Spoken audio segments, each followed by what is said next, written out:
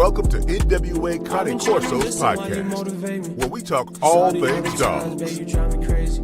You know I wanna see it in that new Mercedes. You know I wanna hear it when you say you made it. I can't even lie, babe, you're one-on-one. I can't even lie, look how far you come. That was making fun. Cause you get it done. I ain't gotta tell you cause you know what's up. I'm the true champion, and they make me the underdog. I'm gonna show them all they're wrong because I'm the champion. I'm the real champion. There'll never be one like me. You know I listen to you. You know I listen to your new G-Wag. There's no one I trust. All right, it's your brother from another mother. I'm your host, Joe, NWA Cane Corsos. Here at this place, we talk all things dogs, absolutely everything dogs, all around dogs, on top of dogs, under the foot of dogs, everything, man, from everybody across the nation. This is a safe place for dog breeders. We don't get into people's personal lives, and we keep it on the dogs. Today, this man is no stranger. He's no stranger to controversy neither, man. Hey, in the dog training world, if somebody's in the news, it's my boy Brandon, the Pack Master Edmonds. What's happening, brother? Man, you know, just trying to carve my lane in this dog world, man. That's all. You be carving the shit out of it, that's for sure. In the news this week.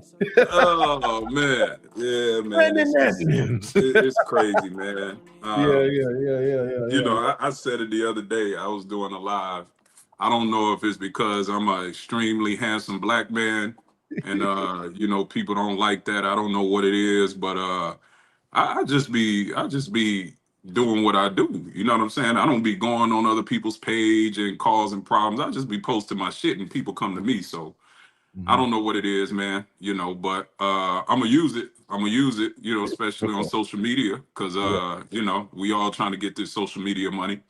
So you know, it is what it is, man. Yeah. Speaking of money, y'all donate to the channel. That's how. Remember when I told you, I said y'all donate. I'm gonna keep it edited. I'm gonna keep it crispy. I'm gonna keep it popping. And y'all know I kept my word on that. We're a small channel.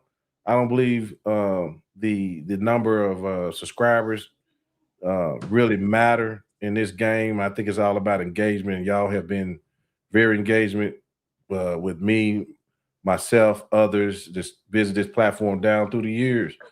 My first episode, many of you know, was with this young man's teacher, Gypsy Stratton. So I'm sure his name will come up.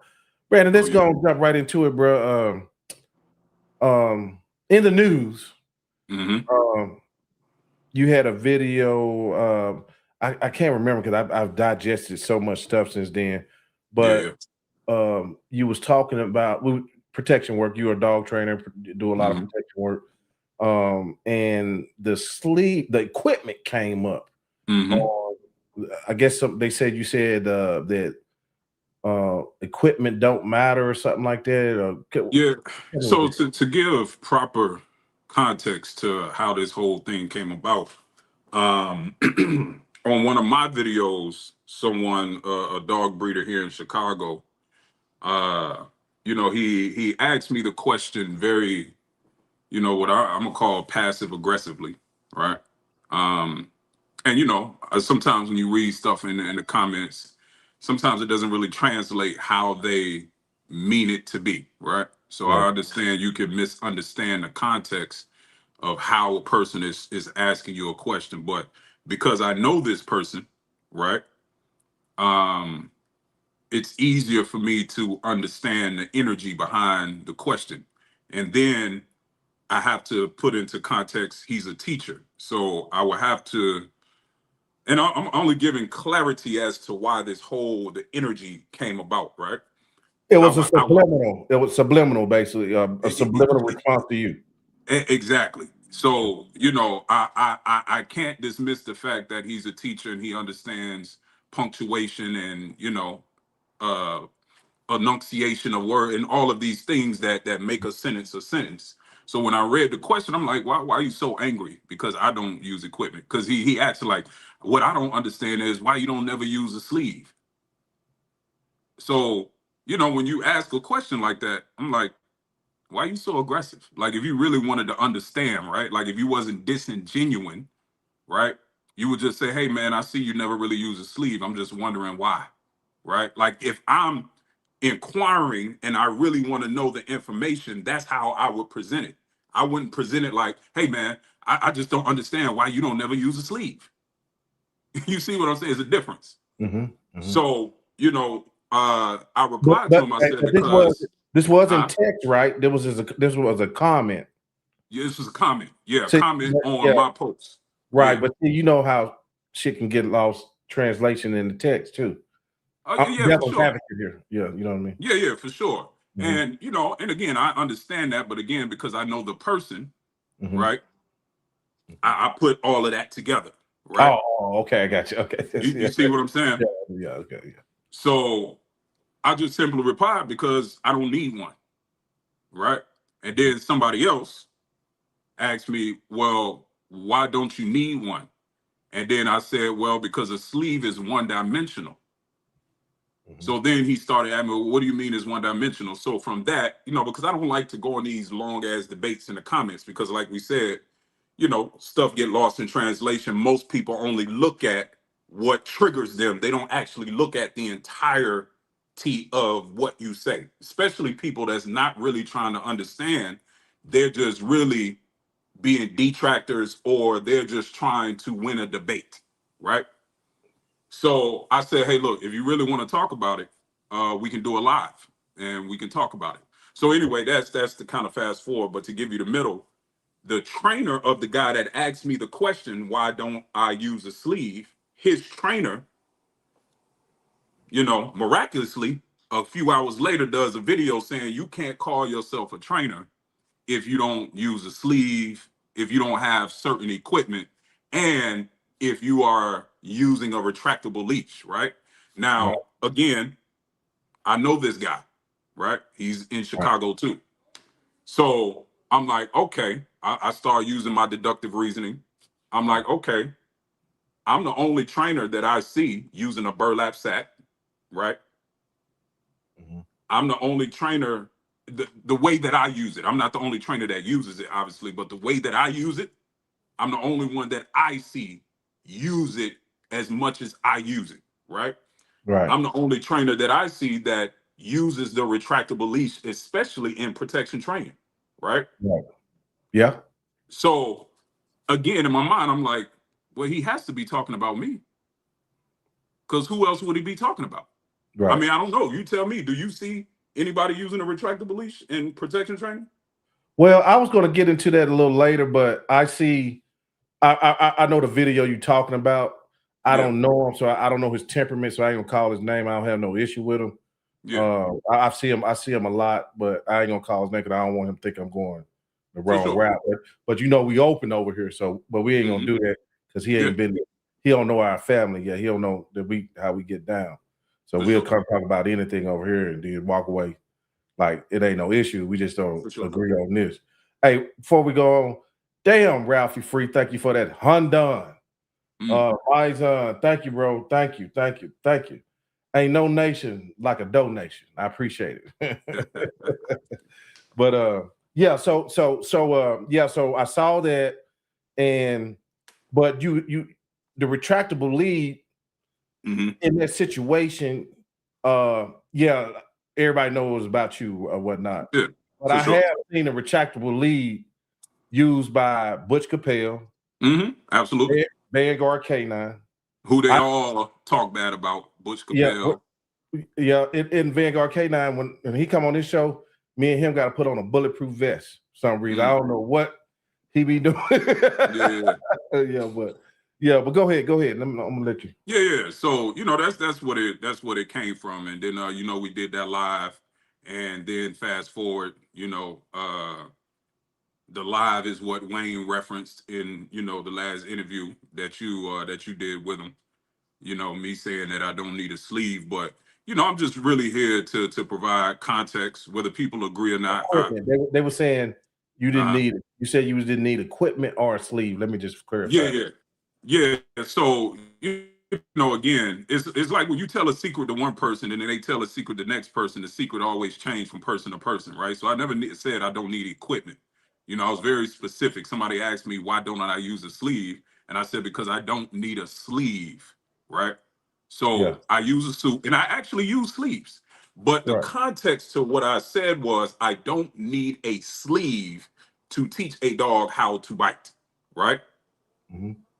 Which means that I don't have to use a sleeve to get a dog to bite, right? That is literally the context of what this whole thing came about, right? And Right. you know, I don't know what it is, you know, in today's world. I kind of do, but I kind of don't. Where these people are so dependent on the equipment, man. Yeah, It's let's get into the almost, mechanics of that because yeah, I mean, like it's a lot of people in here. There's dog trainers. It's just a lot of them in here right now. yeah, Let's get into the science of targeting a man and why yep, you don't need a sleeve and when do you incorporate a sleeve. yeah. So the foundation of my training, man, which I'm so thankful for, um, was the equipment is only there to protect the trainer. It's not there to train the dog, Mm-hmm. right? Like the equipment was made to protect the trainer, Mm-hmm. not to train the dog. So that is the underlying foundation of how I train dogs, right? And if you ever look at any of my videos, right, you never see me advocate for a dog running away with a sleeve in his mouth. Mm-hmm. You and a lot of trainers do that, right? Right. So if you look at any of my videos, right, and I'm just giving people things to look at, right? If they're really trying to understand how I train, right? If you look at all of my videos, you will see if the trainer drops the equipment that the dog is biting, the dog spits it out and goes directly back to the man. Why? Because it's not about the equipment. So to answer the question straightforward and I hopefully give some just clarity, right? It don't matter what the equipment is. The dog is only biting the equipment because that what was presented to bite. At the end of the day, the dog is going to bite anything that's attached to the human because in its mind, it's biting the human. So Mm-hmm. when it detaches from the human and it's like, hold on, this ain't attached to the human no more. Let me go back to the human because that's what I want to bite. Mm-hmm. You see what I'm saying? So Right. I'm just thankful I was brought up under, you know, that mentality because now, man, it's just like people are so strung out on equipment. If you don't have all of this goddamn equipment, then you can't train a dog. And my mind always goes back to, well, what the fuck did people do before all of these toys come out? How did they get dogs to bite people? That's what my brain always go back to because I just do my best to live under the concept of the kiss, right? The kiss analogy. Keep it simple, stupid. Right. Keep it simple. Yeah. And once you start putting all this equipment in between the trainer and the dog, then it no longer becomes about the trainer and the dog. It becomes about the equipment. How focused are you on bite mechanics? So here's the thing, right? And this is another thing that people like to try to argue with me.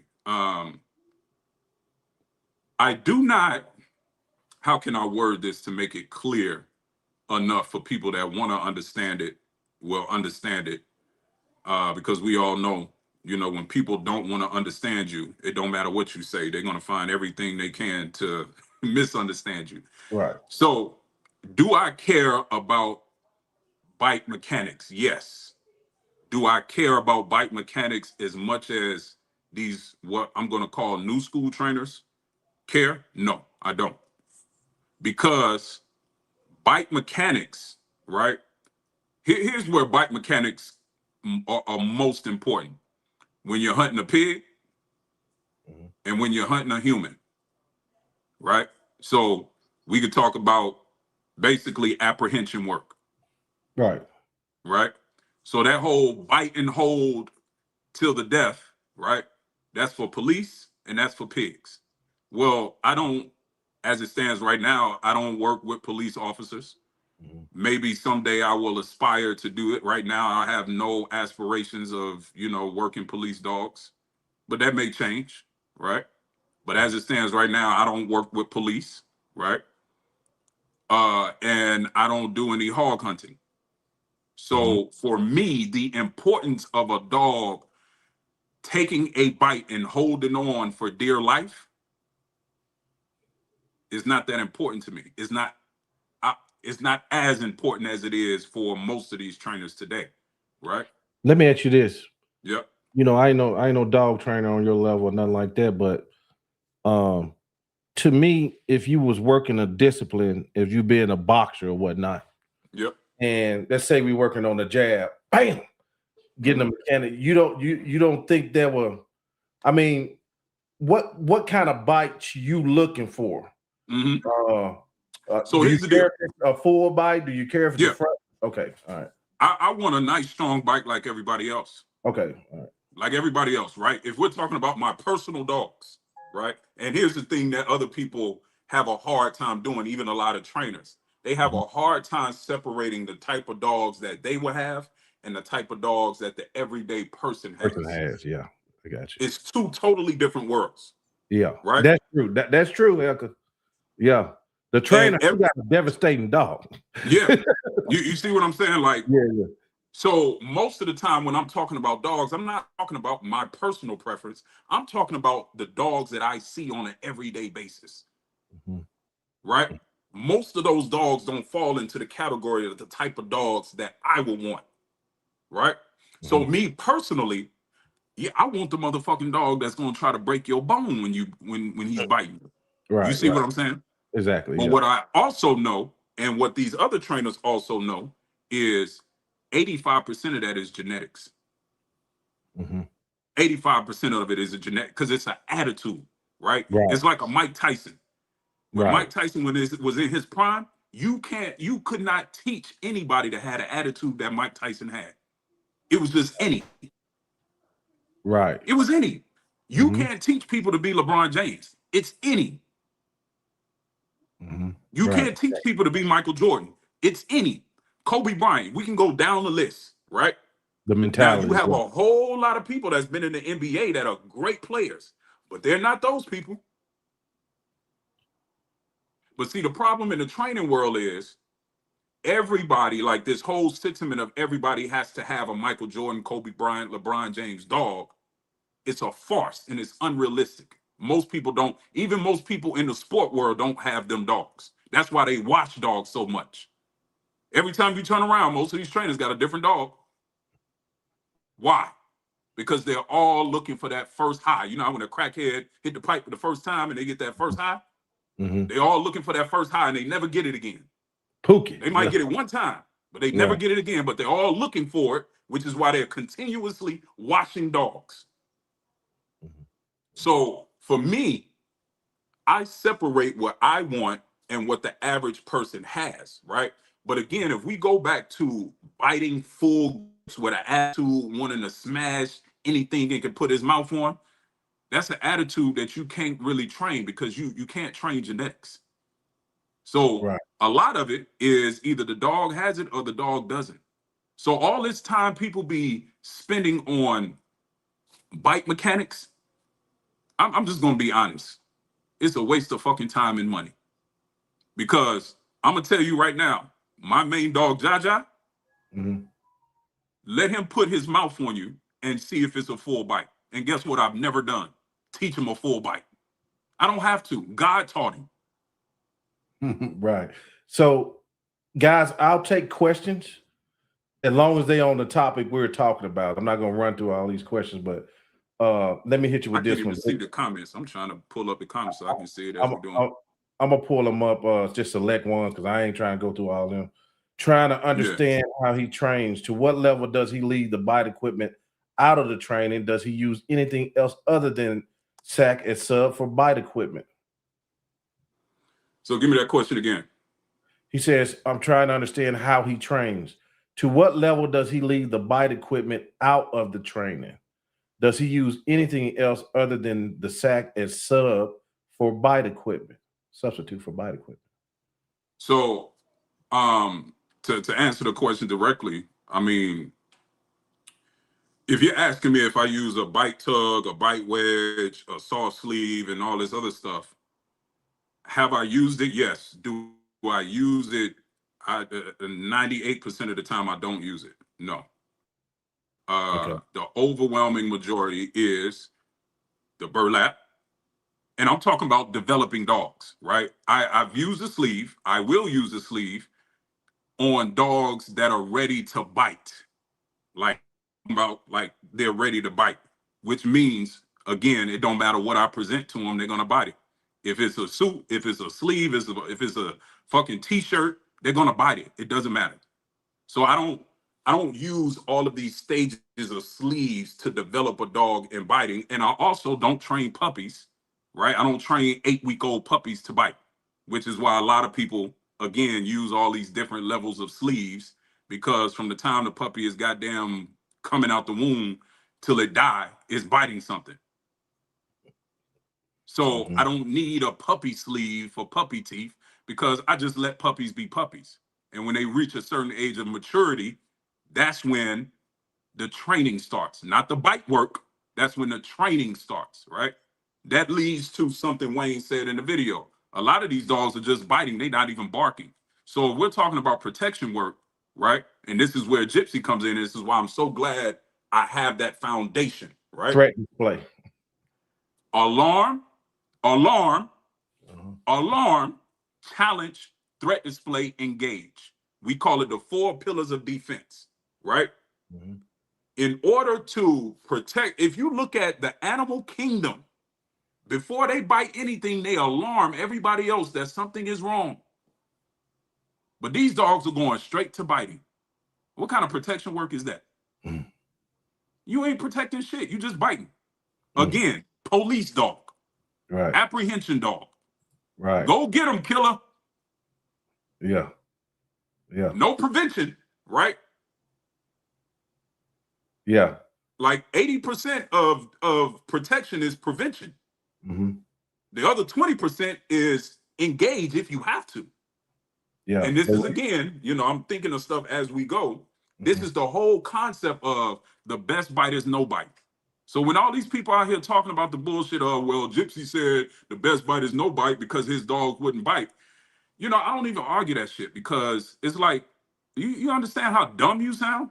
Like, yo, you put in one of your clips advertising this this live of Gypsy taking a bite from my 200-pound barbel with a sleeve. Yeah.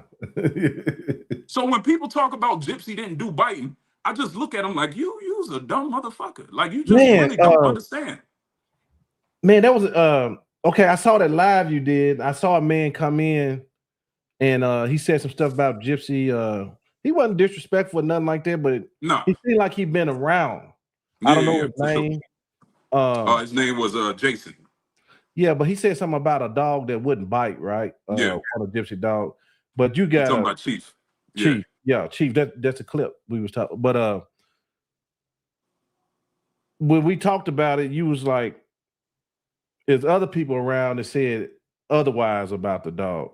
Like, Yeah. what was he saying? The dog had been muzzle trained so much that it'll just go up and bump people. He basically, that's basically what he was saying, which is, I'm like, okay, man, like, you know, again, I'm not going to argue with people, especially if I wasn't there. You see what I'm saying? But you would be surprised how many people inbox me and call me, and that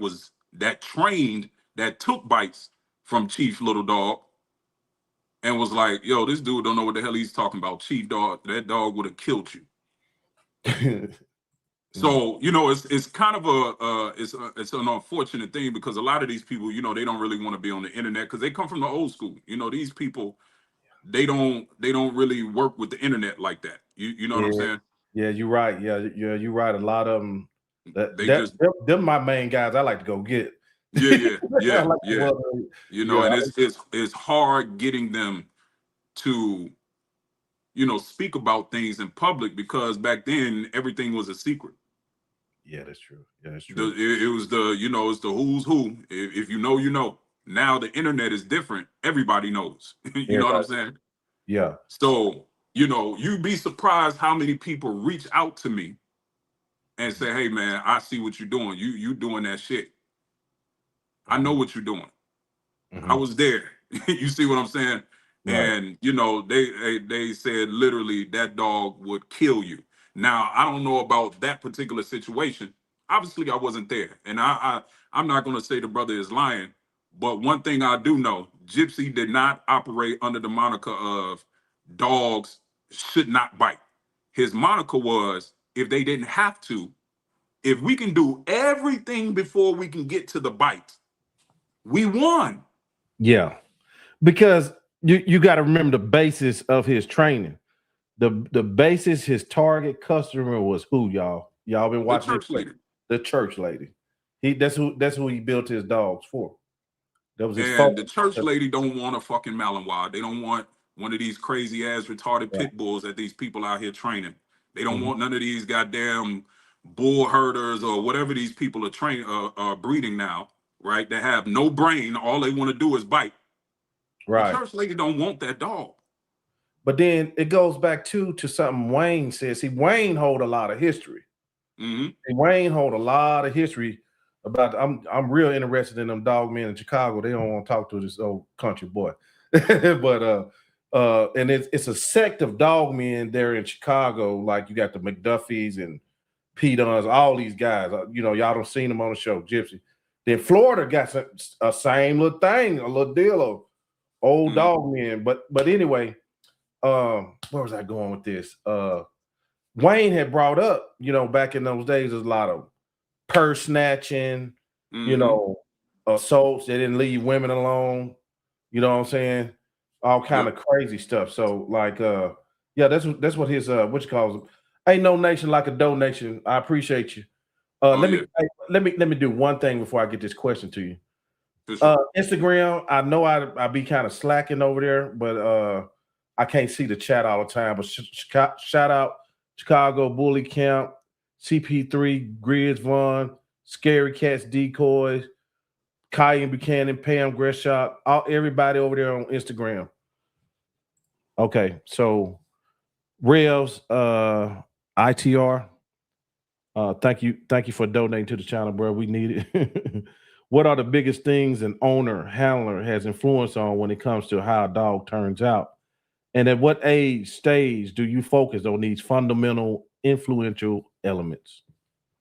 Okay, let me read that again. What are the biggest things an owner handler has influence on when it comes to how a dog turns out? And at what age stage do you focus on these fundamentals, influential elements? So, the biggest thing you can do, right, especially if you're getting a dog as a puppy, is and your motivation for this dog to be a protection dog is to not limit the dog, right? And what I mean by that is, you know, if obviously, so you have to create an environment where, you know, the dog is limited, but in the dog's mind, it's free, right? And I'm specifically talking about puppies. It's like children, right? You have to allow them to fail in a controlled environment and not really punish them for failing, right? Because they don't understand that they're failing. So it's that balance of getting the dog to understand boundaries, but not punishing the dog when it hits certain boundaries because we don't like it. The dog doesn't understand that, right? So when it comes to puppies, right? I just allow puppies to be puppies. I don't put all of these restrictions. I do my best not to. I'm human, right? We all mess up a little bit. But my goal is to allow the dogs to be dogs. So that way, when I want them to be a dog, they're ready to be a dog. Because they wasn't told no 1,000 times, right? When they was 8 weeks old, right? They wasn't threatened with a hand raised in the air right? Like I'm gonna hit them, or some people do hit their dogs, right? So now when I want somebody to come in front of them and they go raise their hand, the dog is doing this, right? So the easiest way I can answer that question is allow your dogs to fail in a controlled environment. Mm. You know, let the genetics of that dog shine. Right. So that's the best way I can answer that question without being too long-winded. Then he said, what stage? Hopefully I answered this question. I think you got it. Hey, Yeah. look at this picture here, man. Drewski. Mac Dunn, what's happening? My dog's a lunatic, but he said something at the beginning that was very important about the work when the dog is younger. He go to your training, obedience, and then into the professional work. That's where outcall plays a major effect to me. People get dogs and take them straight bite, but no obedience, wonder why they end up having liability. Okay, that was a comment. Absolutely. Yeah, so yeah, Vic the Pick says, what's up, Vic? You know Vic, you should meet Vic. Okay. I don't know Vic by the name. He came on with CT not too long ago. CT, what's up? I see you there. I'm gonna go down there and work with CT here and whenever he get time. Yeah, I got a touchdown with CT too, man. He's one of the guys that come from that, you know, that old school cloth. You know, you did the first video, you know, you did was with him and Gypsy, and a lot of the stuff they agreed on. Yeah. So he's one of the people that I want to touch in real life. You know, we talk and we've talked on the phone. But he's one of the people that I want to touch in real life.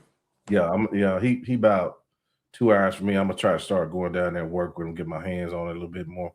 Yeah. He says, I understand the civil work and agitation. I'm more interested in getting a dog to engage without equipment, but I guess he just answered it. Okay, let me see. Scary Cat. Yeah. If a client tried to compete with a dog he trained for them to be a street protection contest, how successful would it be? What's up, Scary? I don't know how to answer that question because it depends on the competition. So if you're talking about PSA and you know, Schutzen and all the most popular stuff, and even some of the PPDA, it depends on the dog.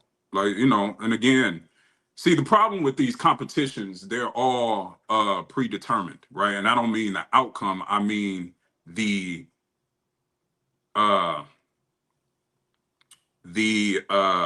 scenarios, right? So you can prepare for them. So if we're talking about a competition, I don't train competition dogs, right? So I mean, if I'm going to answer your question straightforward, they probably wouldn't perform well based on y'all's standards of what it would take to win the competition, because I don't train to win competitions. That's just not what I do. So, and I'm not going to act like that's what I do, right? So if I had to answer your question, especially because I know he deals primarily with the APPDA and the type of dogs that they take into the APPDA, most of the dogs that I train wouldn't even qualify for that kind of competition. Again, but most of those dogs that are in those competitions, the average everyday person don't have and don't want. It's too much dog. Yeah. Which is way too much dog. Yeah, which is coming down into the next comment. Hey, this is Savita's Untethered Thoughts. Don't wind up on that channel.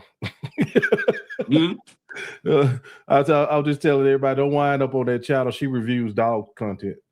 Oh, yeah. So, yeah. That's all she do. Reviews dog content. Yeah, that's cool. I'm all for it. Yeah. I think I can understand what he's saying. He's training John Q public dogs for the Today people, allowing them to be defensive dogs for their owner, the appearance of a threat, and not react unless need be. Is that you she's pretty much spot on. Okay. All right. Then she says, these people want the novelty of owning a killer. So he is training for a guarding, but not a killer, a more stable dog for them because people don't know what they can really handle. Yeah, I mean, look, if we're being real, man, most people are not dog competent. They're dog lovers, but they're not dog competent. So I just try to, when I approach protection, I'm not, my first thought is, is not this dog needs to be a freaking killer, right? Like she said, like I don't care if the dog is goddamn I Am Legend will fight zombies, and like I don't that's not what I care about. I train the dog in front of me. That's it. Like I don't know how more simple I can make that. I train the dog in front of me, not the dog I want in front of me. Right. Point blank period. Right. Right. Um, let me get this one. What's up, Machado? Can Hecker explain what Gypsy said about the church lady? I guess he wanted more in-depth explanation. Yeah, just think about your grandmother. You know, that's literally where the church lady concept came from. You know, his mother and his grandmother.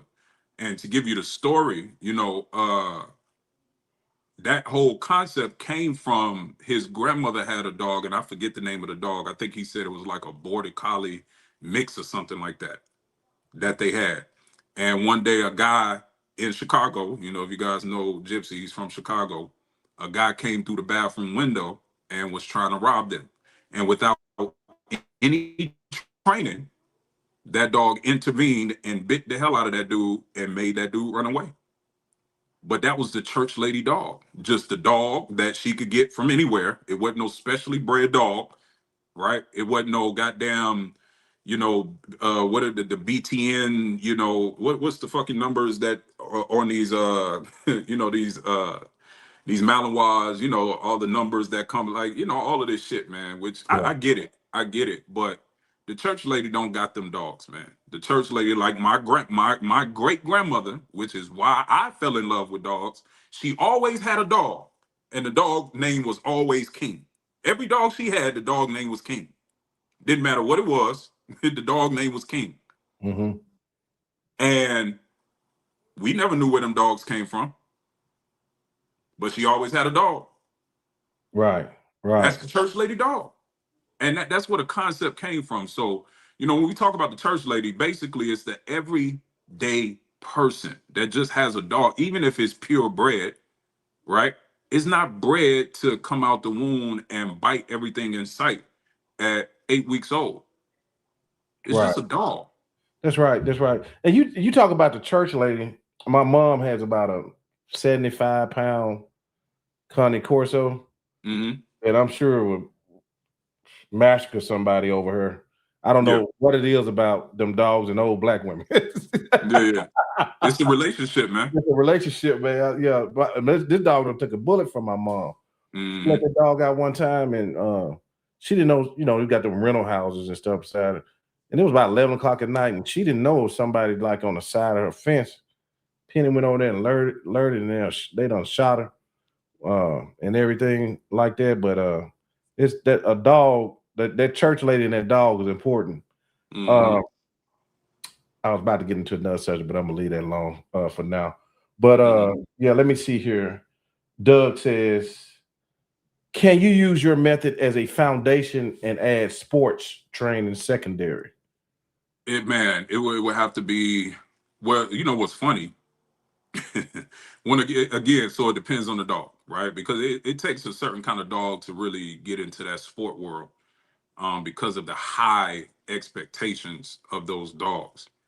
So not just any dog, it's not necessarily based on the training per se. I mean, some of it is, of course, but it's more so based on the dog. And I don't think it's many dogs that can transition well from the type of training, the type of civil training that I do, to the type of prey training that they do, because the mindset is totally different.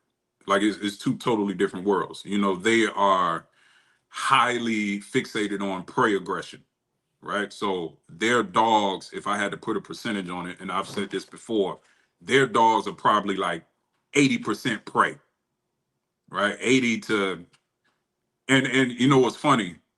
They're now, this is why I put up a post before saying, you know, it seems like all the shit talking that people were doing about Gypsy and, you know, the defense style training, more and more people are looking for real civil dogs. They tired of that prey shit. So even now they are using mastiffs to add more defense, right? They call it civil because a lot of them don't want to say defense, right? But they're adding mastiff to these, you know, bull herders. They're adding depressor and, you know, all of this stuff into the bull herder to get a more civil dog because I believe they're starting to see the error of their ways with all of these excessively prey driven dogs. So because they require so much prey in their dogs, you know, it will be a rare dog that can make that transition and do it well, right? Some dogs can do it, but do it well, you know, it will be a rare dog that can do that. For you, do you have a target spot you want to teach your dogs? Do you care where the dog hits? Yes, I do. And this goes into the concept of defense all the time. You know, when we talk about that, you know, most of these prey junkies, all they can think about is, you know, the mindset of the dog. They don't think about how they tactically use the dog. And that's a huge misconception about the defense all the time concept that Gypsy, you know, came up with. It wasn't all about the mentality of the dog. It's about how the handler used the dog, right? So yes, to answer your question, yes, I do care about where my dog bites and even how my dog bites, but not like not like the popular way that we see people doing it now. You will never see me teach a bicep bite. Okay. Unless I'm doing some type of police or sport work. But when we talk about protection, you'll never see me teach a dog to bite on the bicep. You'll never see me teach a dog to do a tricep bite or a shoulder bite. You know, the typical bites that you see them do in what I call the performance work, right? But I will teach center mass, right? So wherever you get that bite in center mass is where you get it. I will teach forearm, whether it's inside or outside. Now, I also teach leg bites, but when we talk about defense all the time, Gypsy despised leg bites. He hated them. So that's something, you know, and this is partly why I don't really, although I believe in the defense all the time, it's not mine. So I don't run around and say defense all the time, but I'm not going to run away from it either because that's my foundation. But there's some things that I do that Gypsy wouldn't do. So I'm not going to convolute what Gypsy built by adding my own stuff into it and saying defense all the time because that was his thing. But it is my foundation. So I like leg bites. Gypsy hated them. You see what I'm saying? Yeah, right. So I think sometimes too, when you say things and I'm glad you just said what you said because you ain't 100% Gypsy. Gypsy was your teacher, but you evolve and things like that over time. And I don't think I don't know if people like I think sometimes people get it confused how close you was to Gypsy. So naturally you're gonna be a little bit defensive about them, I believe. Am I right or wrong? Yeah, I mean, yes, I guess if you had to put a word on it, I would say defensive, but there's such a negative connotation behind being defensive. Right. You know, of course I'm going to defend my teacher. He invested in me when nobody would. You see what I'm saying? He was the first person, huh? Yeah, I said, yeah, of course, yeah. Yeah, you know what I'm saying? He was the first person that invested in me. Right. So he saw something in me that I didn't even see in myself. Look, I'm gonna be real with you, man. What year is it? It's 2026. I met Gypsy in, let's see, my son is 10. It wasn't 2019. My wife just said 2019. So, you know, we're talking about 7 years I met Gypsy. before I met Gypsy, I knew nothing about the protection world. Knew nothing about it. I just knew obedience like most trainers. Yeah. I literally did not know there was an industry where people taught dogs how to bite people. I swear to you, I knew nothing about it. Nothing. Yeah. So he was the one. The funny thing about what you're saying is your story is all over this podcast. Like you told, like and Gypsy done told stories, like especially if you go into year one, man, it's a lot of this stuff he's talking about. They done covered in depth. You know what I'm saying? So yeah. He has a video on this channel called where it was all defense all the time. So a lot of people don't know about the stuff in the vault. We got, we 200 episodes in. Stuff way back in the vault that y'all need to go look at. But anyway, I didn't mean to cut it off, brother. No, it's all good. Yeah. But that's what I was saying earlier, man. The information is out there if people really want to know it. But most people don't want to know it. They just want to ridicule and demean because for whatever reason, because it goes against what they believe in. They don't like Gypsy. And if I'm being honest, Gypsy, he could be a hard person to like sometimes because he was so straightforward and direct and he didn't give a fuck about how you felt. But that's what I liked about him. Yeah, he went off on me one time. Then I don't think, boy, I was like, Gypsy. he was a guy. He was a rattlesnake, man, and I loved it because it was authentic. Yeah, I had to catch himself. Yeah. So, but that's how I come up. My father is like that. You see what I'm saying? Mine too. So yeah, you probably got wasn't new to me. Evan daddies. We had James Evan daddies. Yeah, you know what I'm saying. So, it wasn't new to me. You know. I'm like that, I like to think that I'm a little bit more, polished. Right. Yeah. You gotta remember that when you're raising a son. Yeah, because I gotta be careful with that with my son too. I was like, man, I can't be too. I gotta be balanced with him. You know what I mean? Yeah. So, but I mean, and I appreciated that because I felt like when people do that, they really care about you. And they want to see the best. You see what I'm saying? Even though sometimes, again, you may not agree with what they're saying, but the intention behind it is, I'm like this because I care. I don't think people invest that kind of energy in people that they don't care about. Exactly. You don't have a lot of guys, older guys now. Don't get me wrong, it's some, but a lot of times your older guys are haters nowadays. They don't move like elders. They don't like.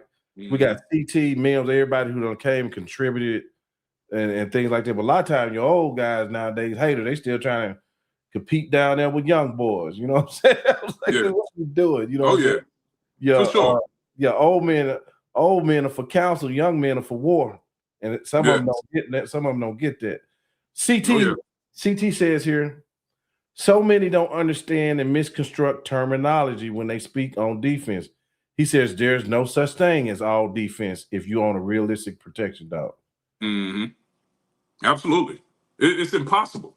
I mean, there's if that dog is all defense, then you probably shouldn't be using that dog because the truth of the matter is it's excessively defensive, right? And that goes back to the percentages, right? When people ask me, what kind of dog do I like?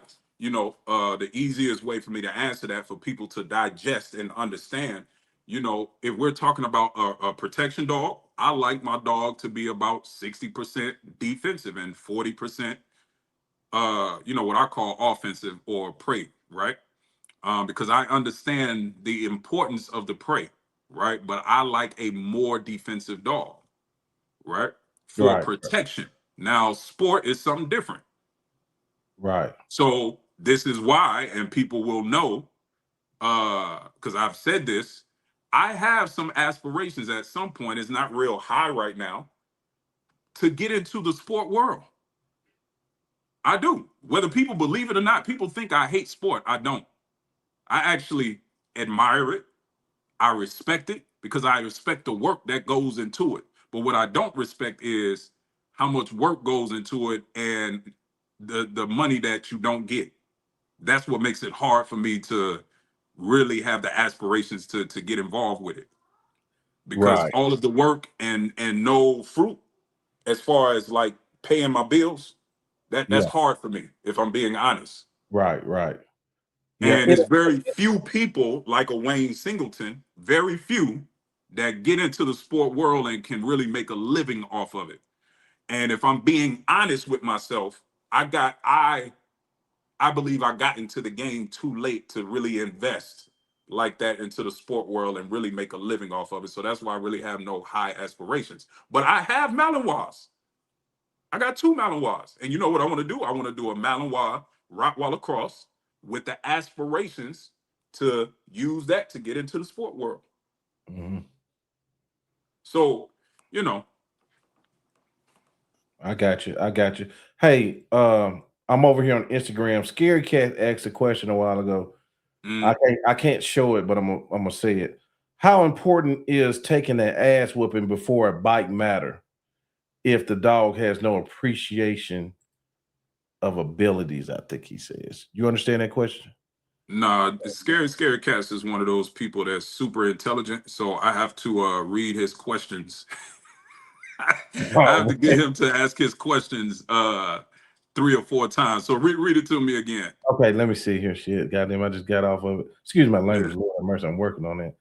How important is taking that ass whooping before a bite matter if the dog has no Oh, appreciation of abilities?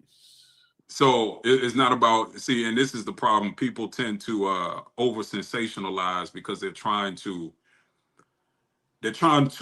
poke holes um and not really digest it for what it is, right? So I never said a dog needs to take an ass whooping before it bites, right? Like my dog will bite the fuck out of you just like any other dog. It's not gonna just take an ass whooping, right? Um, I mean, that's, that's the best way I can answer that question. I never said that a dog. I'm assuming he's talking about the concept of barking, right, before biting, right? The 4 pillars of defense that we spoke about earlier, which to him it translates to a dog taking an ass whooping before he bites. So that's not what it is. Um, when it's time to bite, the dog bites. The Right. whole the whole point of defense, or the 4 pillars of defense: alarm, challenge, threat, display, engage, is if my dog does not have to bite you and it makes the bad guy go away by alarming. If the alarm doesn't work, challenging. If the challenge doesn't work, if the challenge doesn't work, then you go to threat display. If those 3 things work before we get to bite, then I won. Why does my dog have to bite you? Why does Right. it have to bite you if it can do those 3 things first? You see what I'm saying? Yeah. Yeah. So this leads to an example that I believe is running rampant in the current dog world. I believe a lot of these dogs, if left alone, like, if let's say the owners left the house and they left the dog in the yard or in the house, right? I truly believe, and I have aspirations, and I've actually, Gypsy has told me the stories of how he's gone into people's house and done demonstrations. I truly believe that if you had a bite wedge, a tug toy, one of those balls that they use to train dogs, on obedience now, Mhm. these super equipment driven dogs or object driven dogs, I believe a lot of these dogs, if you came up to their fence and their owner wasn't there to give them the command, they might get excited out of arousal, but it's not necessarily, why are you here, motherfucker? You see, it's a different Right. mentality. Yeah. A dog that's upset, like pissed off Mhm. because you're in its territory, don't give a damn about no ball, don't give a damn about no sleeve, don't give a damn about nothing. So you can throw it in the yard. Guess what that dog is gonna do? Be right there at the fence, like, motherfucker, why are you here? Right. He ain't worried about You it. ain't supposed to be here. Right. That's the dog I like. But Right. I truly believe a lot of these dogs, and you can see it in how they train, and you can see it in the videos. a lot of these dogs, if you got a ball on a string and you wave it in front of them, you take that ball and throw it in the yard, that dog is gone. You can go into the house and get whatever you want. yeah, right. Man, let me go back to the flexi lead. Yep. So we in this group, what is it called? Let me give her credit, Miss Sharon's group, and a lot of heavy hitters hang out there. Probably one of the only groups. I don't say much in any groups because. Mm-hmm. And let me tell y'all something too, man. It's going to be show season, and stuff like that, man. I'm getting kind of popular and everything, but like I said, I always tell y'all, man, I am not TMZ. Don't come up to me talking some gossip stuff about some breed. I don't want to hear it, man. I be trying to lay low. I'm not TMZ. Y'all take that somewhere else. We don't do all that. But training the home and family protection dog, Perth, WA, and worldwide. So being that you the hottest man in dog training, people always say the money ain't adding up to it yet, but I'll take it. We go catch up. We go get it. We go monetize. But one lady that was critiquing your video, she said something interesting when you had the flexi lead. She said, well, it's not a safe thing to do. Yeah. So what do you think about that? I think she's dumb as a bag of bricks. Look, man, I've seen collars pop. I've seen chains break. I'm talking about chains. I've seen leashes break. I've seen harnesses break. Right, yeah. Harnesses will break, yeah. So when we talk about not being safe, ain't nothing 100% safe. No tool that a man made is 100% safe. So we use the tools for what they are. I'm not 100% reliant on any tool. The goal is to be as safe as you possibly can. And here's the reality, right? You know, all these people talk about flexi leads and all of this stuff, right? And here's the truth, and this goes back to, you know, why a part of the reason why I use a flexi lead. We talk about dogs having freedom in public, right? And again, we go back to the foundation of my training, which I still believe in, the law, right? And if you know anything about Gypsy, he was about the law. Yeah, for sure. Right. And we know that the law states that your dog should be on a leash in public. Right? I'm with that, man, because I got dogs and stuff too, and a lot of them run loose around here, and we try to train them not to, go off, even though I got one that run down in that creek down there. But Gypsy used to say stuff like, talk about etiquette, like people going down 3-4 dogs walking down the sidewalk. You got to get off the sidewalk. You get it, yes, because he walking 3-4 dogs. Yes. Unleash one dog. And then, it's all right. I'm like, dude, I don't trust your dog. Get your dog. You know what I'm saying? So I think that's weird. I think a lot of these people, they don't have common decency, man. Malcolm you gotta realize, right? We're on the internet. A lot of these people are actually very socially awkward. Yeah. They're very socially awkward. Right? They're the most cunning and the most, goddamn outgoing people in the world on the internet. But you meet them in public in real time, they're very socially awkward. They have no social decorum. And I'm just being honest. But see, these are, like you said, these are all the things that come from our foundation that I think about. And you know what I do?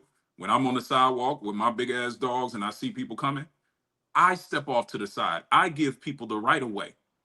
Because I'm the one with the big ass dog. Yeah. And here's the other thing that I think about. People are opportunistic. People can sue you for anything. Even if it never happened. Even if it never fucking happened, they can sue you for it. Now, they might not win, but guess what? It's still going to cost you time and money. So for me, this is, again, defense all the time. This is the concepts that a lot of people don't understand, and they don't want to understand because all they're trying to do is poke holes in a concept of training that they don't like, right? Mhm. This is one of the concepts of defense all the time. Playing chess, not checkers. Exactly. So chess for me is, okay, I see this person coming. I don't want this person to be able to say that my dog jumped on them, even if the dog never tried to bite him, right? Let's say my dog got excited and jumped on the person, which we see shit like that all the time. That's true. Yeah, knock a person down, shoot, knock an old lady down. Yeah, you have to be careful for the setups. Like even podcasting, like I don't got more death threats than Martin Luther King doing this stuff. You know what I'm saying? By big channels, small, little nobodies and everything. But I know if I say something back, they actually will call the police on me. So I don't engage. I know they try to bait me in. No, you ain't gonna get me, baby. No, yeah. It's so funny, man. Jay-Z said it in one of his raps. If you shoot me, you famous. If I shoot you, how did he say it? Damn, how did that line go? Basically, he's saying like, damn, if you do it to me, you famous. But if I do it to you, I'm the bad guy. Right. Yeah. And one thing else, something else he used to say is, everybody. I mean, back in the day, people used to respect the shooter. Now they respect the victim. Yeah, absolutely. The victim is the winner nowadays. So you know what I mean? So absolutely. That goes back to the whole, the best bite is no bite. If my dog don't have to bite you and it can get you to go away, I won in multiple different ways. One, you didn't cause me no harm. I'm still safe. My family is safe. Two, my dog is safe, which means it totally diverted the probability that my dog was going to get hurt in the line of battle, right? So, which means I have a dog to fight another day if I needed to, right? The way they treat dogs now is like, oh, well, the motherfucker died, I got another dog, right? That's how these sport people think. But the average everyday person don't think like that. The average everyday person, that dog is their dog. They only got one. They don't have 15 in the lineup to where if that one dies, oh, next one up, right? And then the other thing is, if my dog never touched you and it made you run away, you can't. What you gonna say my dog did to you? You keep saying sport people. What is sport people? Because when I think of sport people, I think of people doing a sport. Yep. When I say sport people, I'm also talking about the style of training that they use. Yeah. So are you saying that in personal protection, there's people that's bringing more sports training and saying, okay, that's what's popular. That's the popular thing to do. And one thing, again, I go back to my team. And just so people are clear, Gypsy is not my only team. He was my first. I have a trainer that I'm working with now. He's just not on the internet like that. So unless you're in Chicago, you really probably wouldn't know who he is. So Gypsy is not the only trainer that I consult to and have worked with. Right. But I forgot what I was saying before that. Damn it. What was I about to say? I was about to say something. I'm sorry, bro. I was reading some comments. I'm about to load up on you. Yeah, it'll come back to me, but I totally forgot what I was about to say. All right, this is an important question here. Iron City K9 LLC. What's up, brother? Isn't putting all that defense making a dog reactive, meaning waiting for a man to do something to act? Man, don't make me laugh, bro. I'm trying to read this shit. Your reactions. Isn't putting all that defense making a dog reactive, meaning waiting for a man to do something to act and not act? Whoa, wait a minute. Isn't putting all that defense make a dog reactive, meaning waiting for a man to do something to act and not active, meaning it will act? Man, damn, I'm sorry, bro. You got to resend that one in. I understand what he's trying to say. Okay. I don't know how long he's been on the live, so I'm going to give him some grace because we went over this not too long ago in the live. I don't like anything that's excessive. I don't like an excessively defensive dog. I don't like an excessively prey-driven dog. right? My balance for my personal preference is a 60-40. I do prefer a dog that's more defensive than prey driven, but I understand the value of prey, right? And we're talking about the mentality of the dog, right? Not the training, right? Training is separate from mentality, right? Now they go hand in hand, right? And you have to cater to the dog. But if we're just talking about the stock dog before you put any extra, you know, any extras on it, any upgrades, the stock dog, my preference is a 60 defense. And I'll even go down to 55-45, right? But again, the point is I like my dogs more defensive because the defensive dog is more territorial, right? Right. So when we're talking about defending territory, typically a dog that is excessively prey driven is not really going to give a fuck about defending territory. All they're looking to do is chase, Right. typically speaking, right? Mm-hmm. So because chasing is not protection, I don't want a excessively prey driven dog. See, the problem is these people, all they're looking for is aggression, right? They're looking for forward aggression. This is where that question comes from. He's thinking about, well, what about the forward aggression, right? He's thinking offensively. Mm-hmm. Look, what excessively offensively driven team that you can name that has won a championship? Say that one more time. So if we're using it in the context of sports, right? What team that you know that is all offense and no defense that have won a championship? Damn. Golden State. No, I was kidding. No, I was kidding. No, there was defense too. Yeah, they were defense. Yeah, they had Draymond. Klay Thompson played defense. Yeah, he did. Draymond. What's his name? Draymond Green was a defense wins championships. You see what I'm saying? So again, if we go to nature, right? I think these people forget how nature works. When you look at the lions, right, they are pack-driven animals like wolves, right? And we can even use wolves, but I just like to use lions because that's what you see mostly on National Geographic and stuff like that, right? Mm-hmm. They defend the territory, right? They only go into prey drive when they're hunting to eat. They don't go into prey drive when they're defending the territory, right? See, prey drive has no limitations, right? Mm-hmm.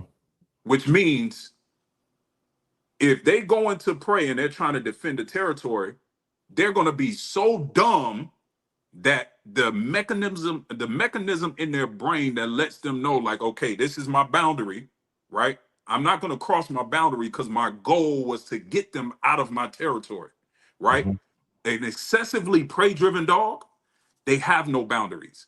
And I get why people want that.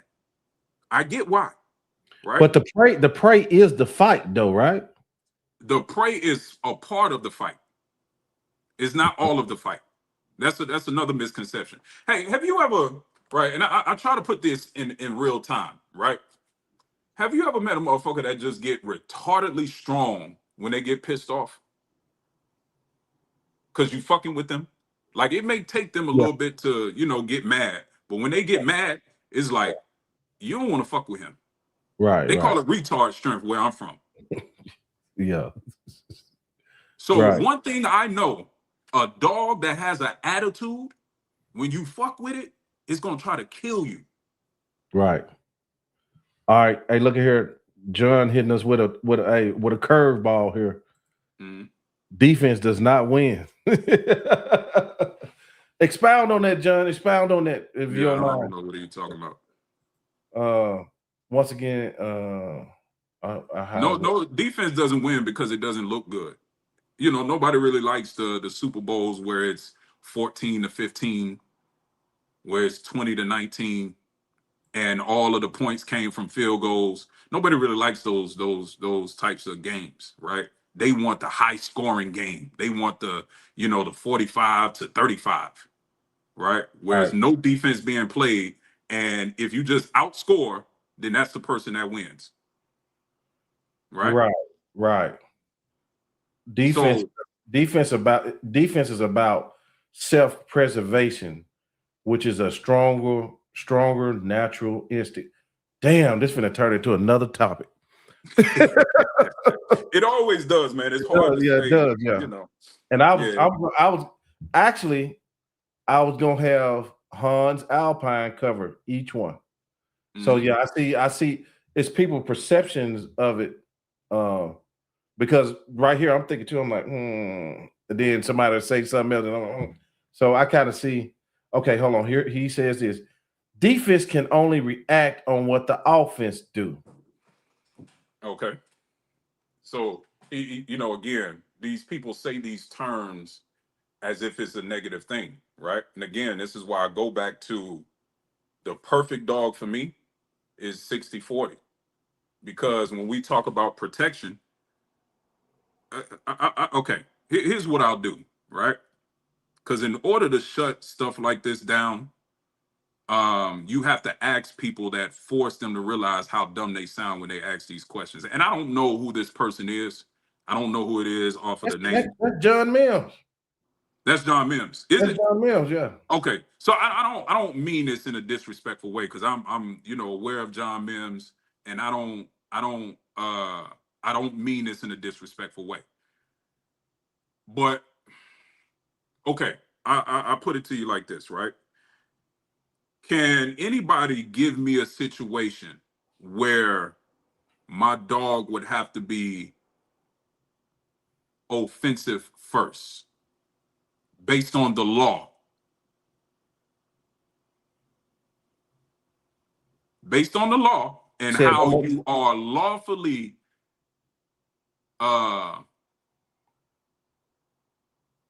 able to use your dog, can somebody give me a scenario where my dog would have to be excessively offensive first and not be reactive to the person that's trying to hurt you? Can somebody give me a scenario? Damn, boy, oh God. But see, I have to ask these questions because this is just how my brain works. Because when people say stuff like that, I'm like, why are we talking about these excessively offensive dogs? And I can't think of a scenario where I would need an excessively offensive dog if we're talking about protection. Right. Because in public, my dog has to be on a fucking leash. Right. Okay. Let me read some of their responses. CT said the only thing we as trainers really teach is when to not how to. Well, shit, man. I didn't make straight A's in school. The only thing we as trainers really teach is when to not how to this go for obedience. Yeah, as well. I know what he's saying. He's saying when to bite and when not to bite. So basically, biting with command, and that's true. So the reality is, if you're teaching your dog to bite on command, it doesn't matter if it's offensive or defensive. If you say bite, it bites. When you say stop biting, it stops biting. It doesn't matter. At the end of the day, it doesn't matter. Okay. In my opinion, offense can only do what defense allow it to at Mr. Mims. Mr. Mims says you better have a balance. Vic says prevention is also included in defense. Sykes says, what's up, Sykes? We're gonna do a big show together about that farm bill where they're gonna try to stop dog sports and greyhound. Oh hell yeah, we bringing the Calgary group in, and it's gonna we're gonna do it big, and there's gonna be a big show. Everybody, if you're a dog person, period, you want to watch that show and learn about the Calvary group, because they got some protection. It only costs like $200 a year. You run into an issue when folks try to run up on your house or whatever, they got lawyers that are gonna defend you. You know what I mean? So let's see here. I always remember the best offense is a good defense. This is a whole new topic, but do you think being defensive makes the dog a better deterrent than a prey-driven dog? Yes, Okay. absolutely. Because the excessively prey-driven dog don't really give a fuck about defending territory. They just want to bite. Okay. So Iron. again, yep. Okay. Iron City, isn't the difference that a defensive reactive dog, he putting defensive and reactive. Do you agree with him putting it that way, defensive and reactive? He's calling it. Okay, isn't the Yeah. difference that the defensive reactive dog waits for a threat, but an active dog is conditioned to act on command regardless? No, I just said it doesn't matter. A dog that is, again, I'm answering this question from the kind of dog that I prefer. I don't like excessive anything. I don't like excessively prey-driven dogs for my personal preference, right? From what I call my family protection dog, right? So for the ideal dog that I believe that should be in a family, I believe that dog should be a 60-40 split Okay. Victor, to be perfect. gotcha. Victor Pitt says y'all two will have a great conversation. I Okay. think what he's getting at, defense keeps you within your lawful rights. Offense covers sport, military, and police work. Defense is lawful for the everyday person. Do you agree? Yeah, he's Okay. pretty much spot on. All right. So, and then Iron City, he comes back. He says, when someone passively points a weapon at you from across the street, I'm sending it by dog. He said he gonna say I'm cooking. He gonna send it. Okay. Look, let me address that. Let me address that real quick. You can do whatever you want, Iron City. And again, I'm not sure who Iron City is. You can do whatever you want. I'm not here to try to change your mind. But the only weapon that can really hurt you from across the street is a gun. Yeah. Right? So if a gun is pointed at you from across the street, it ain't shit your dog can do for you anyway. So either you're gonna point a gun back or you're gonna look for shelter. Because if you let that dog go, your dog is getting put down and you're going to prison. Now you can do whatever you want. I'm not here to try to change your mind. I'm just telling you that's not what I would teach somebody, because that's not the most effective thing to do to defend against a gun across the fucking street. It makes no sense. So either I'm going to pull my gun out and shoot the dog, or I'm going to get the hell out of Dodge, because my dog ain't going to do shit for me anyway. Yeah.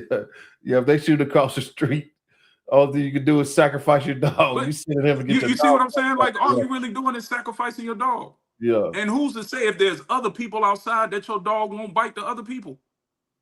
Yeah. Because everybody is running and frantic. So how does your dog know to go for the person with the gun? Right. And if somebody's shooting across the street, my best suggestion is for you to shoot back. Exactly. That's my point. So when people give these retarded ass scenarios, it just like in my mind, I'm like, do you really? And again, I'm being a little salacious because we're on the internet, right? Yeah, so, I'm just talking to you too, bro. Yeah, clip it up and let it do what it do. But I really be thinking, like, do people really think about this before they say it?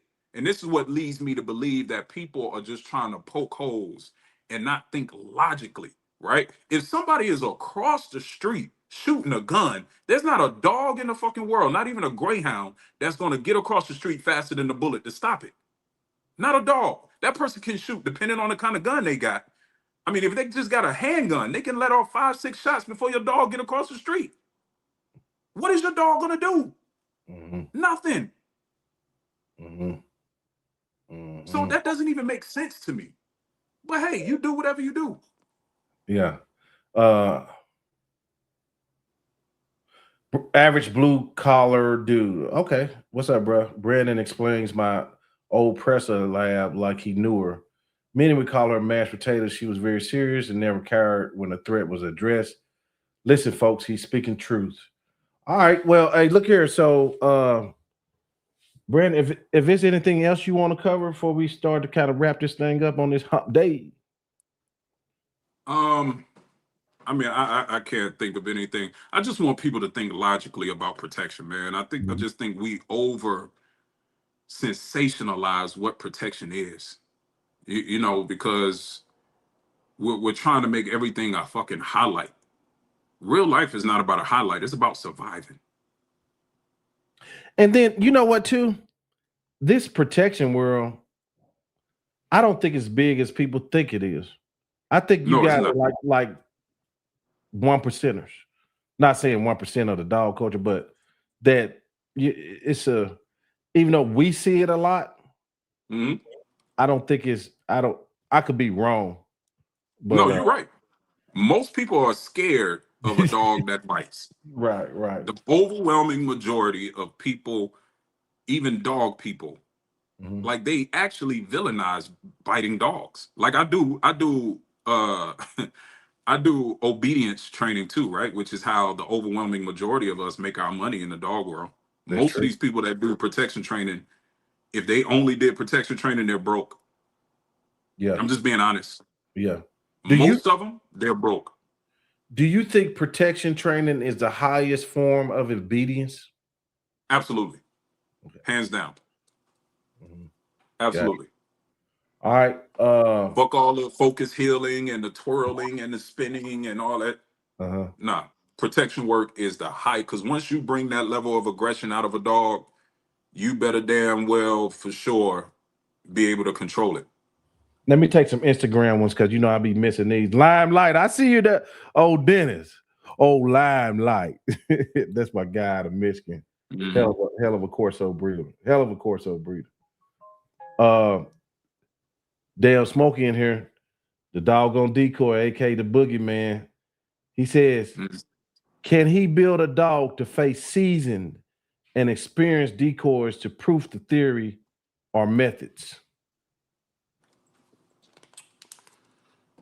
I answer that question like this, because me and Smokey have had our words. Oh, really? Oh, okay. Yeah, I mean, you know, yeah. I don't want to be disrespectful, because I respect Smokey for his. I like Smokey, boy. I met Smokey not too long ago. It felt like a long cousin, real dude, real. No, I enjoy his energy. Yeah, I enjoy his energy. I enjoy his enthusiasm for training. It's just I ain't gonna say that, because I don't want to make this about him. But to answer the question, if we took, okay, I put it like this: most decoys, right? A dog that I would consider a finished dog, right? Most decoys would not want to get in front of that dog unless they had a full suit on, because that dog is not a clean dog. Dirty dog. It's not a safe dog. Right. It's not the dog that you can predict that's going to bite you in the bicep and you're going to be able to pet it on the head and say good boy and kiss it in the mouth. My finished dogs don't do that. So to the standard that he trains dogs, no, because it's not going to be a safe dog. You would have to put a suit on. And based off everything that I've seen from Smokey, all he uses is a sleeve. So I don't know what he does with a suit. I don't know what his belief is with suits, but everything I see him do is a sleeve. So I don't know. For how he trains dogs, I would have to say no. But that's not because they can't handle the pressure. It's just because they wouldn't fight fair, like how y'all fight fair when y'all doing y'all sport type training. That's the best way I can answer that question. All right. Well, I think that'll wrap it up. One day we're gonna have a big old trainers panel. It's gonna go viral. Yeah. Man, I appreciate it. I wanted you to get your point of view across. For some reason we could do it better here in our spots, because it ain't all that noise. Over here we kind of like we calm it down. We just talk through it and everything. I appreciate everybody coming. All the great trainers I see in the chat on Instagram, YouTube. You brought out a lot of people tonight, bro. Yes, sir. Yeah. Oh yeah. Okay. As always, man. I appreciate you, man. Where can they find you? Man, Facebook, you can find me, Brandon Edmonds. Instagram, the Pack Master. YouTube, the Pack Master. So for the most part, if you type in Pack Master, the Pack Master on all platforms, you can find some form of content from me. All right. Okay, brother. It's good to talk to you again. Yeah, much love, man. All right, we out.